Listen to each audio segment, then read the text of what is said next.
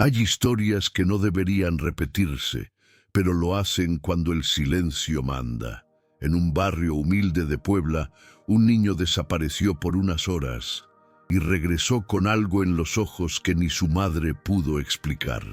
Durante años guardó lo que vio, lo que sintió bajo el agua fría del canal, lo que escuchó entre voces que no tendrían que existir en la vida de un niño pobre. La pregunta es simple, pero la respuesta pesa. ¿Qué harías si tu propio hijo dijera que alguien volvió por él? ¿Callarías para protegerlo? ¿O hablarías, aunque la verdad doliera más que el miedo? Esta es la historia de un sobreviviente y de un segredo que tardó décadas en romperse. Si estás listo para escuchar, respira hondo, porque una vez que entras, ya no puedes mirar atrás. Los gritos de aquella madrugada helada rompieron Puebla como vidrio recién golpeado.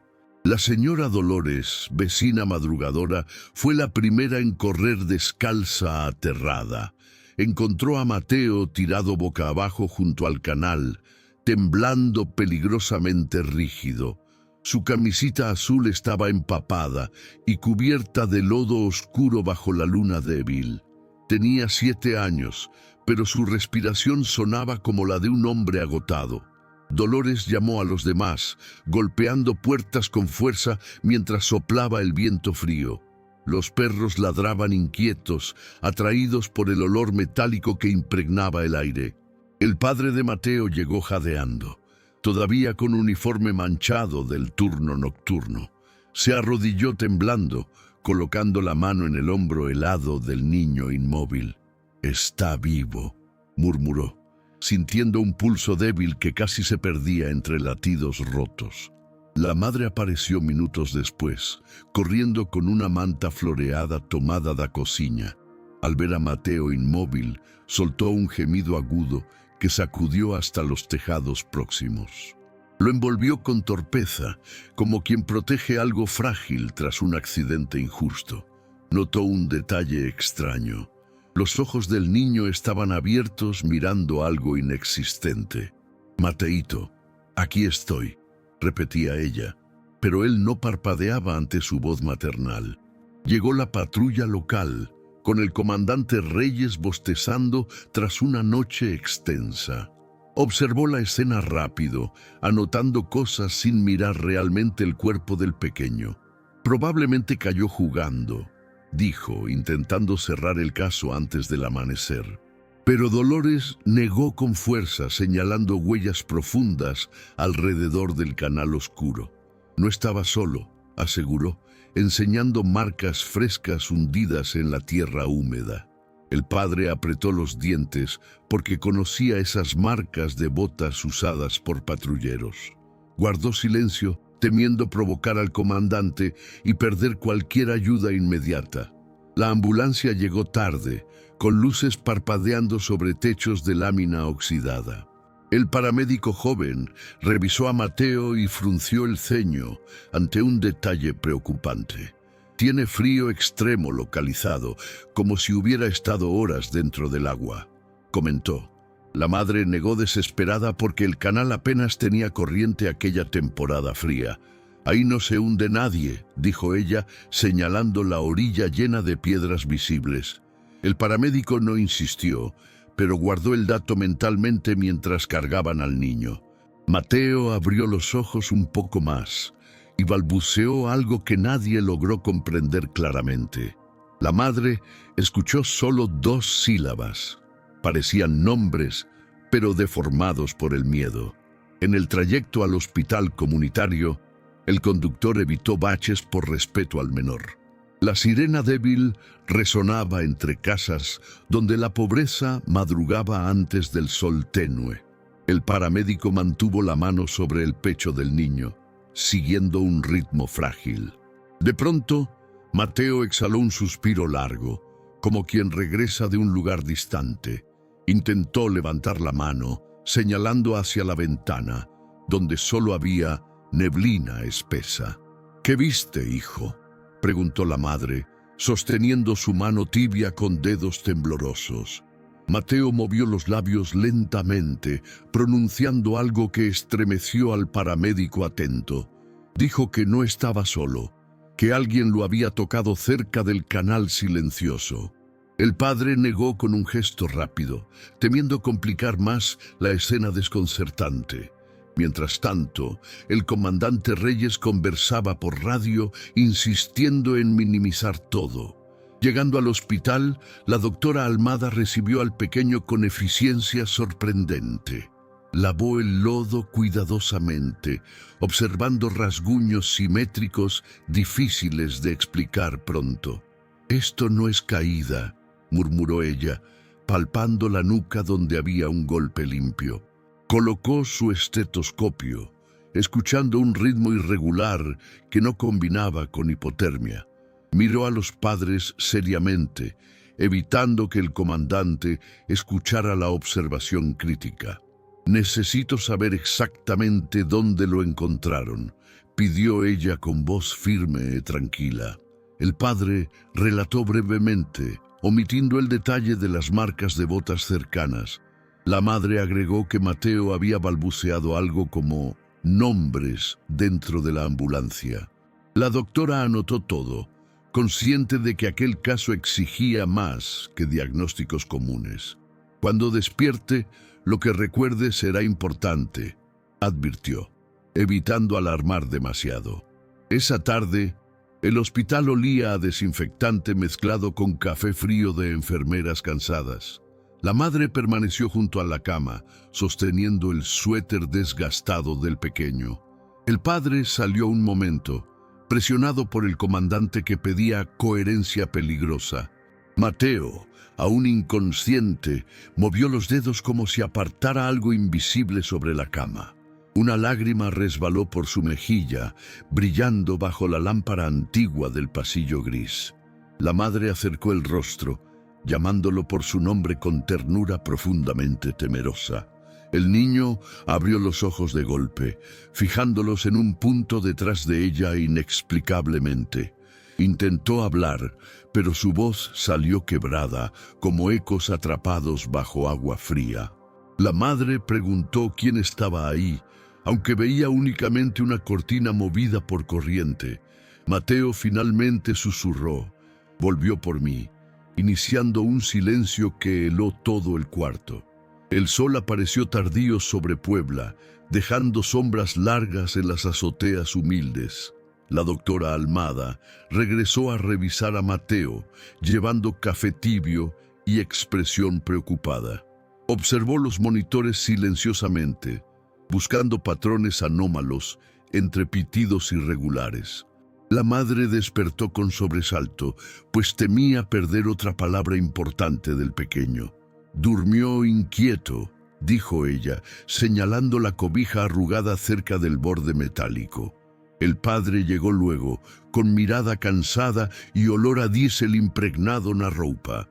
Traía noticias inquietantes. El comandante Reyes quería declarar todo como accidente simple.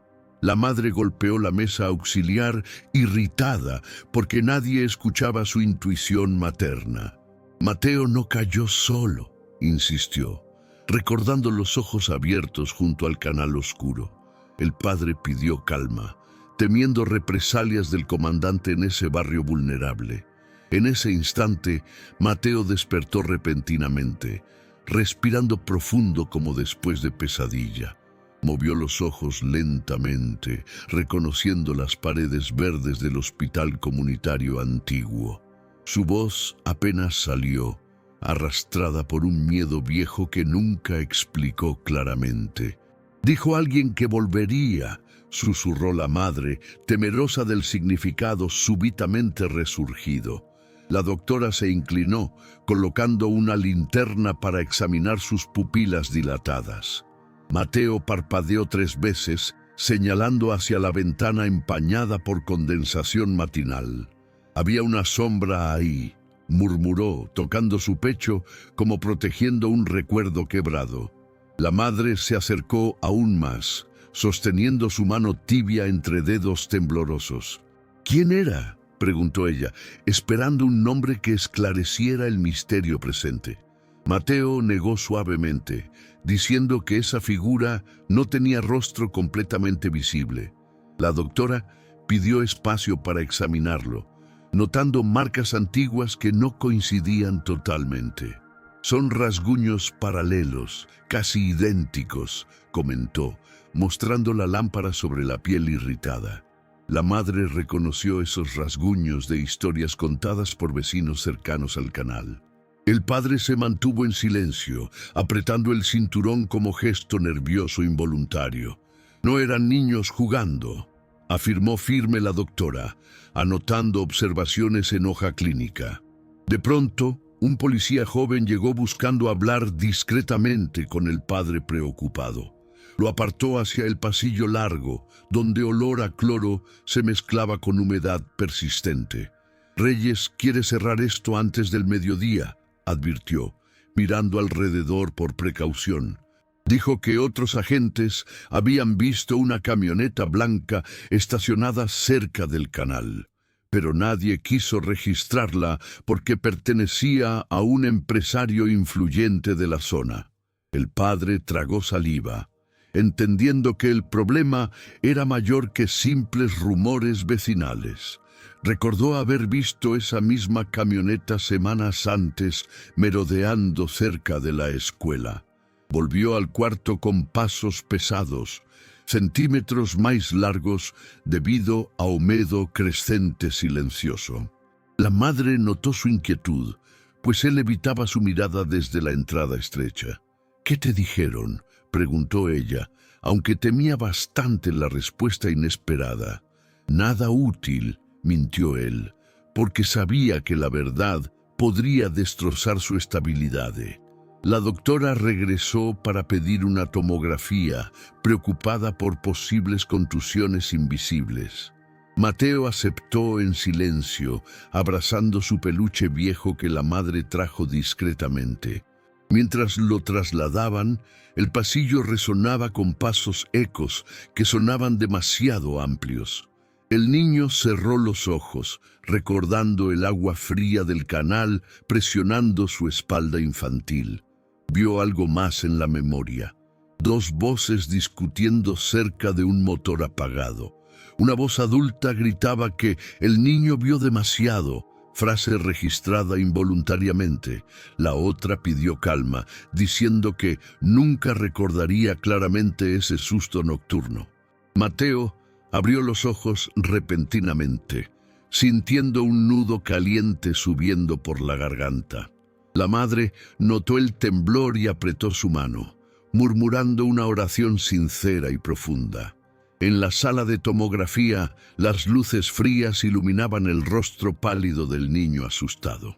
La máquina comenzó a girar, emitiendo zumbidos repetitivos que parecían voces distantes. Mateo respiró hondo, intentando no escuchar los recuerdos que regresaban dolorosamente. Recordó botas mojadas, un olor fuerte a gasolina y un silbido particular entre árboles.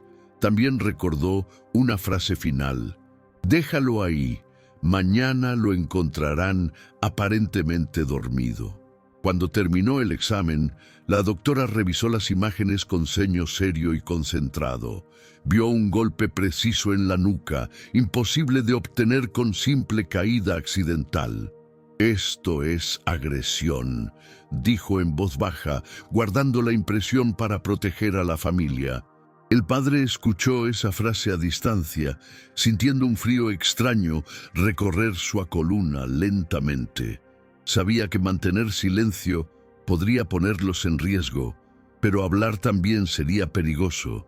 Mateo miró a sus padres, pidiendo algo que nadie comprendió completamente en ese momento. «No quiero volver al canal», susurró, mirando la ventana empañada con temor persistente. La madre lo abrazó fuerte, prometiendo que no volvería jamás a ese lugar silencioso. Pero la doctora pensó lo contrario. Alguien sí regresaría, porque había mucho que esconder. Afuera, una camioneta blanca pasó despacio frente al hospital, observando sin detenerse. Esa noche, el hospital quedó casi vacío, con pasillos resonando bajo luz tenue. La madre de Mateo no quiso irse, temiendo otro sobresalto inesperado del pequeño. Colocó su bolso viejo bajo la silla metálica, intentando mantenerse despierta algunas horas. El padre salió por comida rápida, aunque sabía que comería muy poco realmente. Afuera, el viento nocturno empujaba hojas secas contra el portón enferrujado del hospital. Mateo dormía inquieto, moviendo los labios como repitiendo frases escuchadas anteriormente. La doctora Almada revisaba radiografías en su oficina, anotando detalles preocupantes, pero verificables. Vio a contusión linear na nuca e frunció el ceño con preocupación creciente. «Esto requiere denunciar», murmuró, aunque sabía que Reyes dificultaba cualquier reporte crítico. Guardó las imágenes en una carpeta azul, evitando dejarlas visibles sobre la mesa. Cerca de las 11, un ruido metálico sonó cerca del depósito desorganizado de insumos. La madre levantó la cabeza, observando la puerta entreabierta movida por corriente leve. Un enfermero joven pasó apurado, diciendo que escuchó pasos desconocidos no corredor distante. «Debe ser el guardia», comentó él, aunque su voz sonaba poco convincente en aquel momento. Mateo abrió un ojo, respirando profundo en cuanto murmuraba algo entrecortado y temeroso. «Huele a gasolina», susurró, estremeciendo a la madre que no percibía tal aroma. Ella se inclinó, tentando acalmarlo en cuanto ajustaba a manta prateada sobre seu peito. De pronto, a luz do corredor piscou 2 veces, causando silencio incómodo alrededor.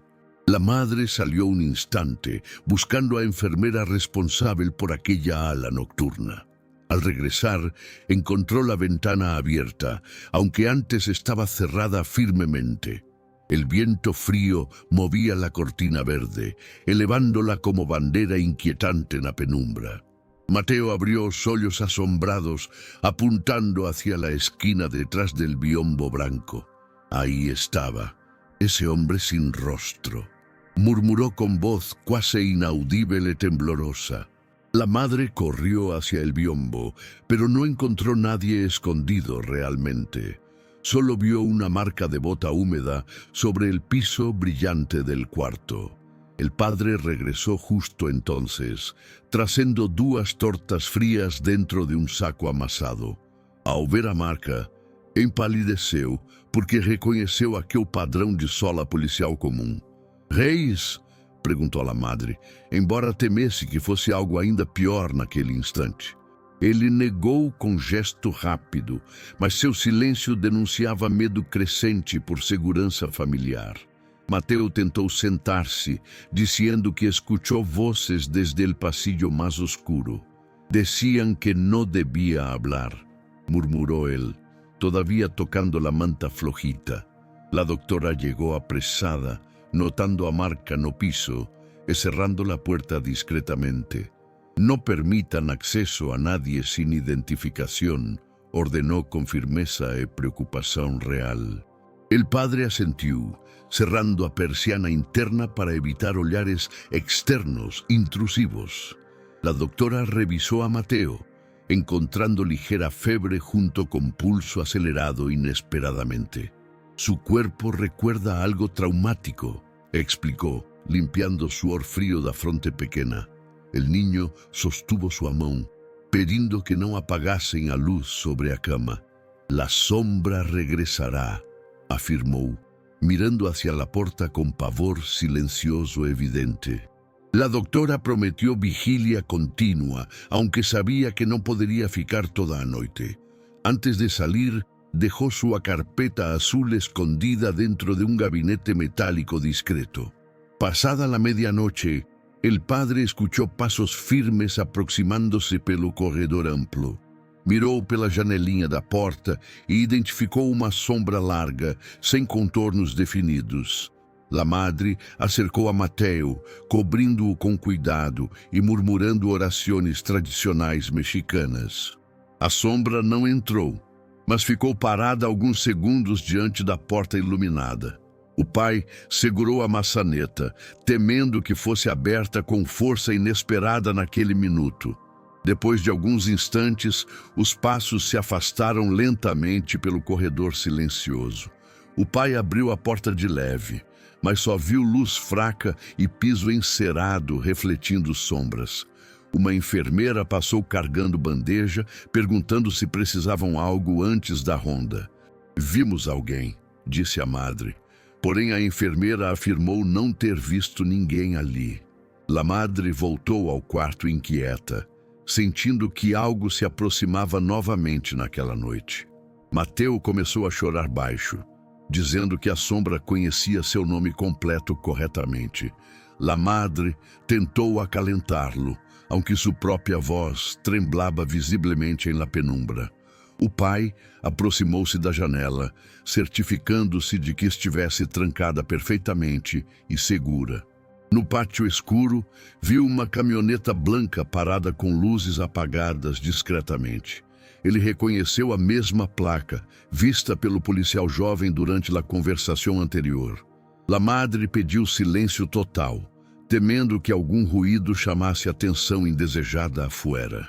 Mateu mirou novamente hacia el rincón, afirmando que ele seguia escutando todo silenciosamente. O pai puxou a cortina, revelando apenas sombra espessa projetada pela luz externa mortiça. Mas quando olhou novamente, notou pegadas de lama fresca surgindo sobre a camilla metálica. Mateu murmurou, aterrorizado: "No vino solo, y todavía falta el otro". El amanecer llegó lento, pintando o hospital com luz pálida sobre corredores cansados. A mãe de Mateu passou a noite acordada, segurando sua mão com firmeza constante. O pai dormiu por minutos apenas, recostado na cadeira com jaqueta velha aberta. Quando acordou, viu pegadas secas ao lado da Camila, marcando trajetória estranha. A mãe pediu que não comentasse aquilo, temendo represálias de alguém poderoso. A doutora Almada chegou cedo, trazendo pasta azul pressionada contra o peito tenso. "Quero hablar com ustedes", disse ela, guiando o casal até o corredor iluminado. Fechou a porta atrás deles, garantindo que ninguém escutasse a conversa delicada.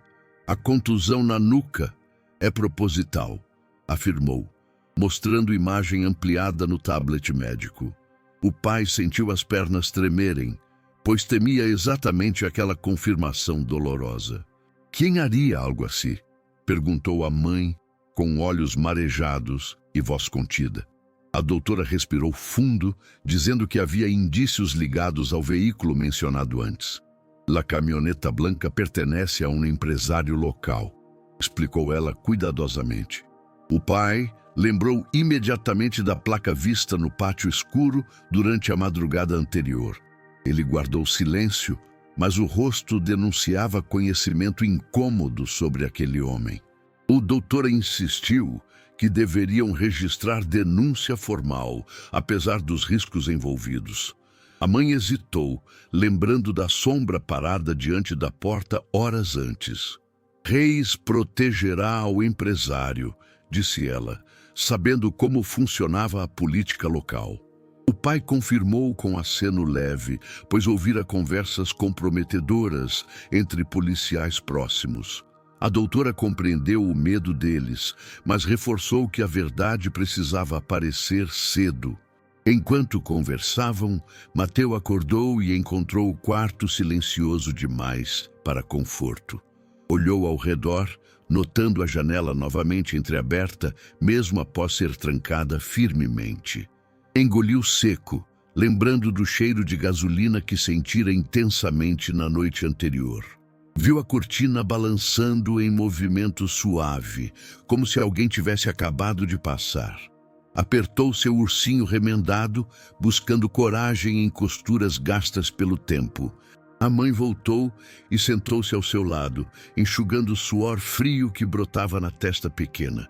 "Te juro que estás seguro", murmurou ela, embora não acreditasse totalmente nisso. Mateu perguntou se o homem sem rosto era conhecido da família anteriormente. A mãe estremeceu, pois aquela expressão nunca fora mencionada antes dentro da casa simples. O pai desviou o olhar, como se escondesse lembrança fragmentada de anos anteriores. Pouco depois, uma enfermeira trouxe café e mexeu nervosamente ao arrumar bandejas próximas.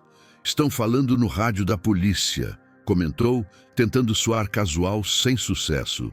"Dizem que alguém viu 2 homens perto del canal antes del alasgo." A mãe intercambiou o olhar rápido com o pai, lembrando das vozes que Mateu mencionara antes. A enfermeira percebeu tensão e recuou, temendo problemas com comentários inadvertidos. No corredor, o comandante Reis chegou com postura rígida e expressão falsamente calma. "Vim verificar o menino", disse, mas seus olhos buscavam objetos específicos no quarto. A doutora Almada o interceptou, bloqueando a entrada com postura firme e calculada. "Ele está descansando, não pode ser incomodado", afirmou sem desviar o olhar penetrante. Reis cerrou os dentes, irritado pela ousadia, mas decidiu recuar para evitar exposição prejudicial. Após sua saída, o pai fechou a porta com chave, gesto raro dentro do hospital comunitário. A doutora explicou que Reis procurava a pasta azul contendo a imagem comprometedora. "Ele sabe que isso pode derrubar muita gente", afirmou, passando chave ao pai responsável. A mãe respirou fundo, concluindo que estavam profundamente envolvidos em trama perigosa. Mateu percebeu o clima pesado, perguntando se alguém importante estava realmente ameaçado. A doutora sentou-se ao lado da cama, explicando calmamente que a verdade dói, mas liberta. "A justiça começa quando alguém escolhe não ter medo", disse com voz tranquila. O pai refletiu naquelas palavras, lembrando promessas antigas feitas durante o batizado de Mateu. Recordou ter jurado proteger o filho em qualquer circunstância, mesmo nas mais difíceis. Agora, percebia que aquela promessa exigiria coragem inédita diante de sombras poderosas. Nesse instante, a luz piscou 3 vezes, lançando sombras irregulares nas paredes claras. O pai correu até a janela, mas só viu um vulto atravessando o pátio rapidamente. A mãe abraçou Mateu, sentindo que algo se aproximava novamente de forma evidente. A doutora saiu para buscar segurança, mas o corredor estava completamente vazio e silencioso. Uma folha de papel apareceu debaixo da porta, deslizando com um movimento lento e inquietante. O pai pegou o papel com mãos tremendo, encontrando apenas 3 palavras escritas à caneta. "El recuerda todo". O pai olhou para a porta imediatamente, mas ninguém estava no corredor estreito. Mateu, ao ver o bilhete, começou a chorar silenciosamente, reconhecendo aquela caligrafia irregular. "Es la voz del canal", murmurou ele, fazendo o quarto inteiro gelar repentinamente. El bilhete quedou sobre a mesa metálica, vibrando levemente com corriente matinal. La madre hojeó las 3 palabras repetidamente, como buscando otro sentido posible. El padre cerró la puerta, respirando hondo para evitar que la voz fallara inesperadamente. "¿Quién dejó esto?", preguntó, aunque sabía que nadie respondería verdaderamente. Mateo encogió los hombros, sosteniendo su peluche como escudo emocional necesario. La doctora Almada regresó con presa, observando o bilhete com expressão incrédula momentânea. "Esta letra é antiga", murmurou, lembrando documentos antigos guardados em arquivos municipais. A mãe tocou no papel, notando o cheiro leve de gasolina misturado com terra úmida. "El estava aí", disse Mateu, indicando que reconhecia a caligrafia de memória fragmentada. O pai franziu a testa, questionando como uma criança lembraria algo tão específico assim. Nesse momento, o policial jovem do dia anterior apareceu chamando o pai discretamente. Conduziu-o até o pátio lateral, onde ambulâncias velhas descansavam sob árvores secas. Reis mandou apagar qualquer pista, confessou o policial, com voz tensa e baixa. Pero eu vi dos homens carregando algo cerca del canal essa madrugada. Ele olhou ao redor para garantir que nenhum colega estivesse espiando a conversa confidencial. O pai respirou fundo, questionando o motivo de estar ajudando a família contrariada. Porque tenho hija pequena, respondeu o policial, mostrando foto desgastada dentro da carteira. Se calho, será pior para muitos, completou, mordendo o lábio com nervosismo real. Ofereceu reencontrar a caminhoneta branca num depósito privado onde ficava guardada. Necessito que venham comigo hoje mesmo, insistiu, segurando as chaves da moto policial. O pai hesitou, sabendo que isso romperia completamente qualquer aparente neutralidade. A doutora Almada, ao ser informada, concordou de imediato em acompanhar silenciosamente. A verdade se protege com passos firmes, disse ela pegando a pasta azul sigilosa. A mãe queria ir, mas precisava permanecer com Mateo, que temia outra noite difícil. O menino segurou seu braço, pedindo que voltasse antes do anoitecer iminente. O trio saiu discretamente pelo portão lateral, evitando cruzar com Reis no saguão amplo. A moto policial avançou entre ruas estreitas, levantando poeira fina sobre fachadas antigas. Ao longe, o céu mostrava nuvens pesadas, anunciando chuva próxima e desconfortável. Chegaram ao depósito industrial, onde galpões enferrujados guardavam veículos apreendidos aleatoriamente. O policial abriu o cadeado com chave velha, revelando pátio amplo e cheiro forte de gasolina. Caminharam por corredores estreitos, iluminados apenas por claridade filtrada através de telhas quebradas. O pai reconheceu imediatamente a caminhoneta branca, estacionada quase ao fundo silenciosamente. A doutora anotou placa, marcas laterais e adesivo desbotado próximo ao para-choque traseiro. Isto coincide com relatos de vecinos, comentou, registrando fotos discretas em seu celular. O policial avisou que ninguém deveria saber da visita, especialmente reis ou superiores influentes. O pai abriu a porta do passageiro e encontrou uma manta infantil dobrada no banco. Ergueu o tecido lentamente, percebendo que havia lama seca semelhante à do canal.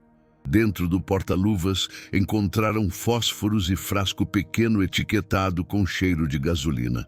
A doutora recolheu a amostra, guardando em saco transparente para análise posterior confiável. O pai sentiu o estômago revirar ao reconhecer pegada semelhante à vista no hospital. De repente, barulho metálico ecoou no galpão, como porta batendo contra grade enferrujada. O policial ergueu a arma, gesticulando para que ficassem atrás da caminhoneta silenciosa. Passos firmes aproximaram-se, acompanhados de vozes apagadas por vento carregado. Duas silhuetas surgiram no corredor, tentando apagar evidências dentro de outro veículo. A doutora puxou o pai para trás, evitando que fossem vistos naquele momento crítico. O policial murmurou que reconhecia um deles, braço direito do empresário poderoso mencionado. O outro vestia botas idênticas, as marcas encontradas no canal e no quarto silencioso. Eles conversavam sobre El Niño e afirmavam que Reis resolveria tudo antes del viernes. A doutora gravou parte da conversa, apertando o celular com mãos firmes e cautelosas. O pai encontrou coragem inesperada ao perceber que, pela primeira vez, tinham provas reais. Quando as duas figuras saíram do galpão, o policial conduziu o trio para a saída lateral. O vento carregou poeira quente, escondendo parcialmente as marcas de passos recém-formadas. Temos o suficiente para denunciá-los, afirmou a doutora com convicção crescente. O pai assentiu, sentindo mistura de medo e esperança enquanto segurava a pasta azul. O policial olhou ao redor, garantindo que não fossem seguidos ao deixar o ambiente. De volta ao hospital, o corredor estava silencioso demais, mesmo para horário vespertino. A mãe agarrou o pai, preocupada porque Mateu havia acordado gritando pouco antes. «Dijo que escuchou a mesma voz, aqui dentro do quarto», sussurrou ela tremendo. O pai correu até a cama, encontrando a cortina balançando sem qualquer corrente aparente. Mateu segurou sua mão e declarou: «Ele sabe que vocês salieram e a hora viene». O hospital inteiro pareceu encolher ao redor da família naquele fim de tarde. A mãe tentou acalmar Mateu, que tremia segurando o ursinho remendado firmemente. O pai fechou as janelas novamente, verificando trincos com cuidado quase obsessivo. A doutora Almada percebeu o cheiro suave de gasolina entrando por fresta imprevisível. «Ele esteve aqui», murmurou Mateu, com olhos fixos no corredor iluminado parcialmente. O policial jovem entrou apressado, dizendo que Reis tinha desaparecido misteriosamente hoje. Não atendeu rádio, nem apareceu na delegacia. Relatou com preocupação crescente. Isso significava que o comandante poderia estar agindo sem supervisão alguma naquela hora. A mãe pediu que bloqueassem a porta com cadeira, temendo a aproximação inesperada dele. O pai concordou, movendo a mesa metálica até cobrir metade da entrada estreita. A doutora explicou que registrara a cópia digital das provas captadas no galpão fechado. «Se algo acontecer, a verdade seguirá viva», disse ela, guardando o celular no bolso interno. O policial insistiu que deveriam deixar o hospital antes que fossem encontrados ali. «Eles já sabem que estivemos no depósito», advertiu ele, ajeitando o coldre visivelmente tenso. Mateu segurou o braço do pai, pedindo que não saíssem antes de anoitecer completamente. «Ele não gosta de luz», murmurou o menino, como se lembrasse sensação antiga dolorosa. A mãe franziu a testa, tentando entender a origem daquele medo específico tão profundo. O doutor ligou para uma assistente confiável, pedindo ambulância discreta para a transferência. O policial saiu para verificar pátio, mas voltou inquieto ao notar sombras múltiplas. «A caminhoneta branca está lá fora novamente», avisou, movendo cortina com mínima abertura. O pai aproximou-se e viu silhueta parada dentro do veículo, imóvel como estátua. A mãe puxou Mateu para trás, temendo que olhares externos encontrassem criança vulnerável. A doutora respirou fundo, percebendo que saída discreta seria impossível naquele momento. A assistente chegou logo depois, avisando que a ambulância estava presa por portão quebrado. «Alguém travou manualmente», explicou ela, examinando o cadeado amassado com ferramenta velha. O policial concluiu que estavam temporariamente cercados e precisavam improvisar rota segura. Propôs usar saída de funcionários que dava acesso à rua lateral menos movimentada. O pai concordou, mas pediu que retirassem Mateu discretamente ao carregar cobertor grosso. A mãe preparou mochila pequena com documentos, água e remédio para a febre recorrente. A doutora recolheu pasta azul, escondendo dentro da mochila vermelho escura da mãe. Ao abrir porta lateral, encontraram um corredor vazio, iluminado por 2 lâmpadas piscantes. Mateu olhou para teto, dizendo que ouvia passos acima, mesmo sem corredor superior ativo. A mãe pediu silêncio absoluto, temendo atrair a atenção de quem o seguia persistentemente. Desceram escada estreita até lavanderia antiga, onde máquinas velhas formavam um labirinto metálico. O pai verificou porta dos fundos, ouvindo chiado semelhante a rádio mal sintonizado. «Isso vinha do canal», disse Mateu, agarrando firme o braço da mãe assustada. Em resposta, luz fluorescente estalou acima deles, iluminando o chão manchado de tinta. A doutora observou marca de lama recente, entrando pela porta entreaberta da lavanderia. O policial sacou a arma discretamente, indicando que alguém tinha entrado minutos antes. "Sigam-me perto da parede", orientou ele, avançando devagar entre sombras largas projetadas. Uma porta metálica se abriu com um impacto, deixando o vento frio invadir ambiente abafado. O pai ergueu Mateu nos braços, protegendo a cabeça dele com o antebraço firme.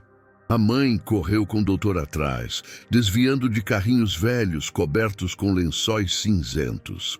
O policial tentou trancar a porta, mas ouviu passos acelerando do outro lado agressivamente. "Temos segundos", alertou ele, empurrando todos pela saída que levava ao pátio lateral. O grupo emergiu atrás do hospital, onde tanque de oxigênio enferrujado projetava sombra longa. A mãe ouviu barulho de motor sendo ligado, vindo da caminhoneta branca próxima. O pai escondeu-se atrás de container azul, protegendo Mateu dentro do cobertor grosso. A doutora posicionou-se ao lado, segurando o celular com gravações como prova crucial. O policial observava a entrada principal, esperando o movimento dos homens vistos no depósito. "Eles estão descendo", sussurrou o policial, vendo silhuetas caminhando pela rampa iluminada. A mãe rezou em voz baixa, pedindo força divina para manter família unida naquela luta. Mateu olhou por entre dedos, vendo o homem sem rosto parado sob poste iluminado. "Ele sabe onde estamos", murmurou, respirando rápido ao lembrar da madrugada traumática. O pai decidiu correr agora, antes que fossem encurralados perto do tanque enferrujado. O grupo atravessou rua lateral, ouvindo passos firmes ecoarem atrás deles rapidamente. A caminhoneta arrancou, deslizando pela curva como predador, seguindo presa enfraquecida. A mãe tropeçou, mas o policial a levantou, guiando o caminho até a viela estreita. Quando chegaram à esquina, Mateu olhou para trás e viu outra figura surgindo silenciosamente. "Ele não veio sozinho", declarou, enquanto sirene distante começava a se aproximar devagar. A sirene distante se aproximava lentamente enquanto o grupo corria pela viela. O policial jovem liderava caminho, atento a cada sombra projetada sobre muros antigos. Mateu chorava baixo, lembrando o cheiro de gasolina que sempre antecedia o perigo. A mãe tentava protegê-lo, mas tremia diante da ameaça invisível que rondava perto. A doutora Almada carregava a pasta azul junto ao peito, consciente do peso emocional. O pai respirava rápido, ouvindo passos firmes atrás deles ecoando sobre o concreto estreito. Na esquina seguinte, o policial pediu que parassem para reorganizar a rota segura. Eles dividiram-se, disse ele, ouvindo duas direções diferentes emitirem ruídos ameaçadores. Mateu olhou para a direita e afirmou que o homem sem rosto estava vindo daquela direção. A mãe o abraçou, mas algo no olhar da doutora chamou a atenção do pai momentaneamente. A doutora observava um prédio abandonado à esquerda, com janelas quebradas e grafites antigos. "Esse lugar já fui mencionado antes", murmurou, lembrando arquivos sobre desaparecimento infantil.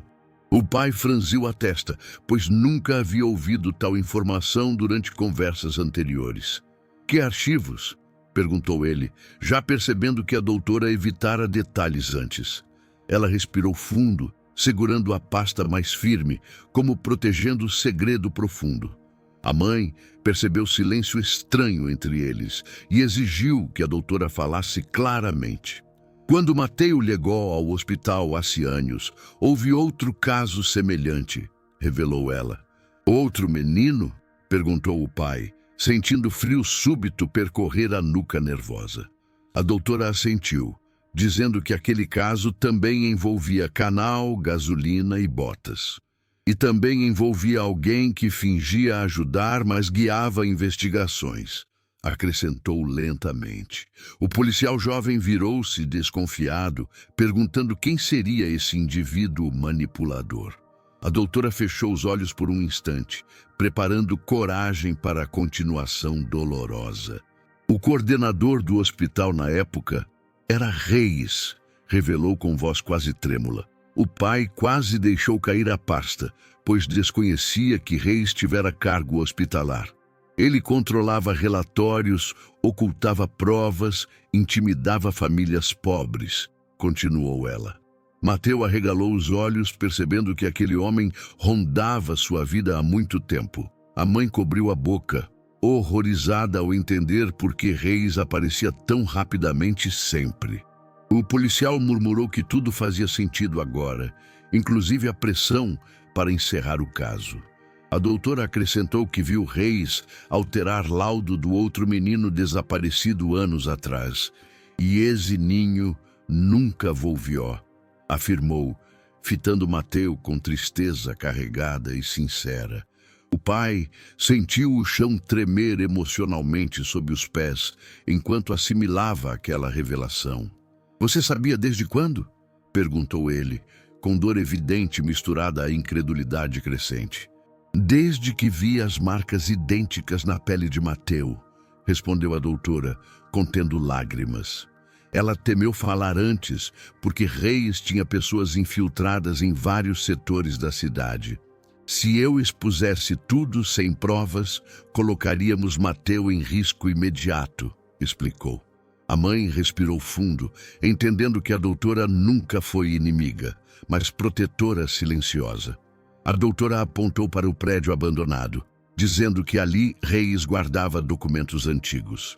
"E talvez algo do outro caso", murmurou ela, sabendo o peso narrativo daquela suposição. O policial concordou, dizendo que muitos oficiais evitavam aquela área por medo justificável. O pai decidiu entrar, apesar do pavor, sentindo que respostas definitivas estavam ali dentro. Subiram escada quebrada, ouvindo madeira estalar sob seus passos e ecos incômodos. No corredor, uma porta estava entreaberta, deixando o cheiro conhecido de gasolina escapar. Mateu segurou a mão da mãe, dizendo que lembrava daquele cheiro na madrugada traumática. O pai empurrou a porta devagar, revelando sala pequena iluminada por lâmpada pendurada.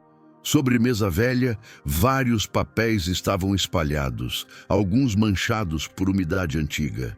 A doutora reconheceu o prontuário antigo com o nome do menino desaparecido anos atrás. "Ele também foi encontrado perto do canal", disse ela, mostrando o registro deteriorado. Ao lado, havia foto rasgada mostrando Reis com 2 homens que conheciam recentemente. "São os mesmos vistos no depósito", comentou o policial, comparando detalhes da imagem. O pai encontrou ficha adicional com o nome de Mateu, escrito em letra idêntica ao bilhete. A mãe segurou o papel, percebendo que data correspondia a semanas antes do desaparecimento. "Ele planejou isso", murmurou, tremendo ao ver a assinatura parcial do comandante Reis. A doutora concluiu que Mateu vira algo que Reis tentava encobrir há muito tempo, e agora quer garantir que ninguém fale, completou, guardando documentos em mochila segura. Mateu apontou janela, afirmando que o homem sem rosto estava abaixo, observando silenciosamente. O policial olhou e viu silhueta parada ao lado da caminhoneta branca, ligada silenciosamente. "Estamos cercados", disse, segurando a arma com firmeza enquanto avaliava a rota possível. O pai apertou a mão de Mateu, jurando protegê-lo mesmo diante daquele perigo enorme. A mãe pediu que corressem pela saída traseira do prédio abandonado urgentemente. Quando atravessaram porta, ouviram voz conhecida sussurrar: "A hora sim, Nade escapará." A saída traseira do prédio abandonado dava para terreno cheio de entulho espalhado. A mãe segurava Mateu firme, enquanto o pai tentava iluminar caminho com celular antigo. O policial jovem caminhava à frente, atento a cada ruído vindo de trás dos muros quebrados. A doutora Almada segurava a mochila com documentos, ciente de seu enorme valor moral. Atrás deles, passos firmes se aproximavam, acompanhados de respiração pesada e constante. O pai pediu que corressem até muro baixo, que dava acesso à rua lateral. Mateu olhou para trás, vendo o homem sem rosto emergindo lentamente da sombra fria. «Ezel!» disse com voz quase quebrada, agarrando o braço da mãe com força inesperada. A mãe o ergueu e correu, sentindo adrenalina pulsando no peito como tambor acelerado. O policial virou-se bruscamente, apontando arma para impedir a aproximação imediata dele. Porém, outra figura surgiu à direita, revelando o próprio comandante Reis com expressão tensa. «No darão um paso mais», disse ele, segurando pistola prateada com mão dominante. A doutora ficou imóvel ao reconhecê-lo, entendendo, enfim, gravidade daquele envolvimento sombrio. «Você machucou crianças», afirmou ela, com voz que misturava dor, raiva e profunda compaixão. Reis gritou que ninguém entenderia seus motivos, alegando proteger pessoas poderosas, influentes. A mãe colocou Mateu atrás do pai, protegendo-o enquanto avaliava rota alternativa disponível. O policial posicionou-se no centro, determinado a impedir tragédia naquela noite decisiva. «Luvi no canal», disse Mateu, encarando Reis com coragem surgida do sofrimento acumulado. Aquela frase fez o comandante estremecer, como se reconhecesse peso espiritual da lembrança. «Ele recuerda demasiado», murmurou Reis, apontando arma para o menino aterrorizado. O pai abriu os braços, colocando-se na frente de Mateu com postura protetora total. «Se quiser machucar alguém, começa comigo», disse ele com voz firme e resignada. Reis hesitou, pois sabia que o pai sempre foi homem honesto reconhecido pela vizinhança. A doutora levantou mochila, mostrando papéis e gravações que incriminavam todos envolvidos. «Isto destrói sua rede inteira», afirmou, girando o celular para que ele visse arquivos registrados. Reis empalideceu, percebendo que perdera controle da situação pela primeira vez em anos. Desesperado, ordenou ao homem sem rosto que avançasse, exigindo silêncio definitivo agora. Mateu sentiu um arrepio, lembrando voz do canal e cheiro forte de gasolina persistente. De repente, sirenes ecoaram perto, refletindo luzes vermelhas sobre muros descascados ao redor. Policiais honestos chegaram finalmente, alertados por denúncia anônima enviada momentos antes. O homem sem rosto tentou fugir, mas foi interceptado por 2 agentes armados imediatamente. Reis levantou arma para atirar, porém o policial jovem o desarmou com golpe rápido certeiro. E doutora correu até Mateu, abraçando o menino com alívio visceral e lágrimas discretas. O pai caiu de joelhos, sentindo finalmente peso sair dos ombros depois de tanto sofrimento. A mãe chorou profundamente, agradecendo a Deus pela proteção inesperada naquela noite decisiva. Reis foi algemado, gritando que tudo cairia sobre cabeça de pessoas importantes. Mas os policiais ignoraram ameaças, levando-o para a viatura sob luzes pulsantes contínuas. O policial jovem entregou a arma ao superior, explicando toda a situação com detalhes verificáveis. Um agente encontrou dentro do prédio documentos ocultos referentes ao caso antigo desaparecido. A doutora reuniu todos os papéis recuperados, garantindo prova sólida contra a rede criminosa. Mateu respirou fundo, olhando o canal ao longe, composto por água escura e silenciosa. «Eu ouvi crianças antes», disse ele, lembrando vozes antigas perdidas naquela madrugada dolorosa. A mãe o abraçou, prometendo que nunca mais voltaria sozinho àquele lugar traumático. A doutora assegurou que agora todos saberiam da verdade, graças à coragem dele.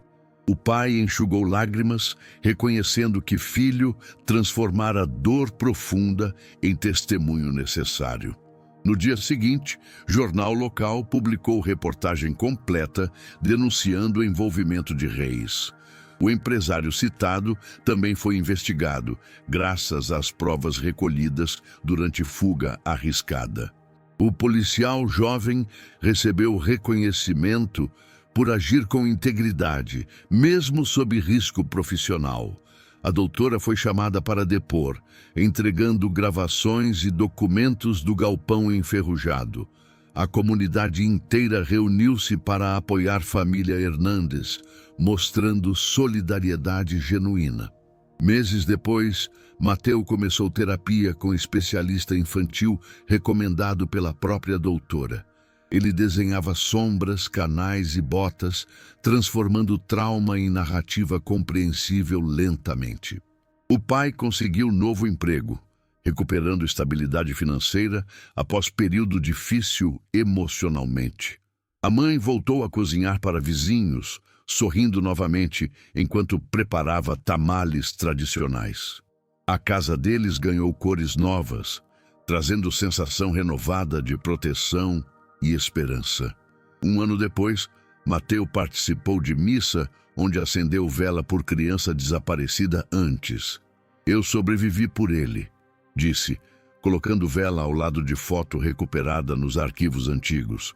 O pai colocou mão no ombro do filho, reconhecendo maturidade surgida através da dor. A mãe sorriu entre lágrimas, agradecendo a Deus por transformar sofrimento em caminho consciente. Mateu finalmente falou publicamente, dizendo que a verdade liberta até memórias mais profundas. A veces la vida nos coloca frente a decisiones que parten el alma. Mateo, siendo apenas un niño, vio lo que muchos adultos prefirieron ignorar, pero sobrevivió.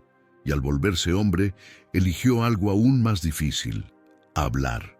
Descubrió que la verdad no viene de un golpe heroico, sino de pequeñas valentías que se sostienen día tras día. En cada paso, su familia cargó miedo, pobreza y silencio, pero también fe, dignidad y amor. Y esa fue su mayor fuerza. Cuando por fin habló, Mateo no solo liberó su propia historia, abrió un camino para quienes jamás pudieron contar la suya.